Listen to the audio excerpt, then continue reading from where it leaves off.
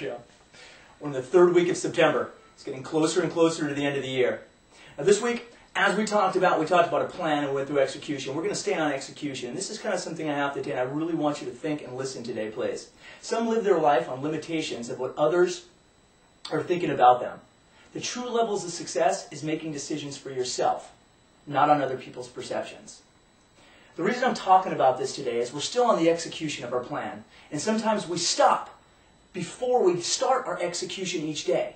Before we make our phone calls, before we make our office calls, before we door knock, we say to ourselves, what are they going to think of me when I do this? How are they going to perceive me on knocking on a door? How do I look? And all the things that go through your mind. So let me say that again. Some live their lives on limitations of what others are thinking about them. The true levels of success is making decisions for yourself, not on other people's perceptions. In society, a lot of us do things based on how it will look for other people. And sometimes it stops us from doing it. As you dress today, you're thinking to yourself, does this make me look the way I want to look? How are people going to look at me and perceive me? Are these pants too tight? Does this tie not match? What are people going to say about me today?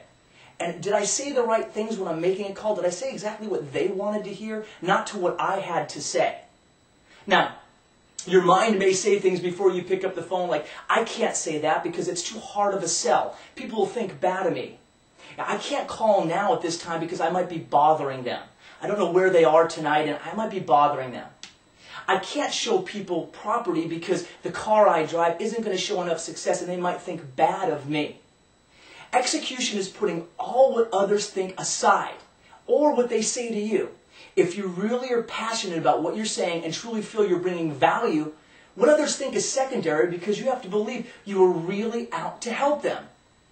Now, this could be the toughest thing to implement in any of my talks, even for me. I'm passionate and truly believe in what I'm doing, and sometimes I even think, am I getting through? Are they hearing the right thing, or is there some wacky guy raising his hands and getting passionate about something? So even the doubt comes into my mind.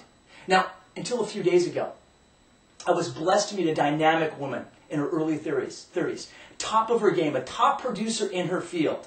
I spent a few hours with her and I asked her a few hard questions. The reason why I'm saying I asked her a few hard questions is because about a year ago she was diagnosed with breast cancer.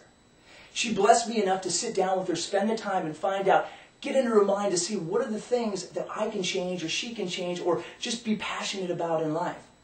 I asked her a few hard questions about her experience and I said, what are the few of the worst things in your experience that you've been through or you had? The first thing she said to me, the worst experience it was, or the one thing that sticks in my mind when you ask that, Dan, is this. It's the day the doctor called me and told me I had to come to his office. And he sat me down and I knew when he called me I had to come to his office, it was bad. And he looked at me and he said, I have cancer. She talked at the first with tears in her eyes. And then the second thing she said with more tears in her eyes is this. What would other people think of me when I have no hair or no eyebrows or no skin or things are different? She was concerned in what she was doing and what she was saying on what other people might think. How would I look, she thought. Could I go out? Could people see me? So, as I'm doing that, I thought in my mind, wow, okay, she's telling me she's worried about not only being diagnosed with cancer, but she's also worried about a situation of what people are going to think of her because it's so important. As visual it is, what are they going to think? What about the stares and the whispers she's thinking? And I thought, wow, I coach people, and I can't get them through execution because they're afraid of what an agent, a buyer, a client might think of them if they just asked for business. Or I might look stupid if I say that, or better yet, they might say no.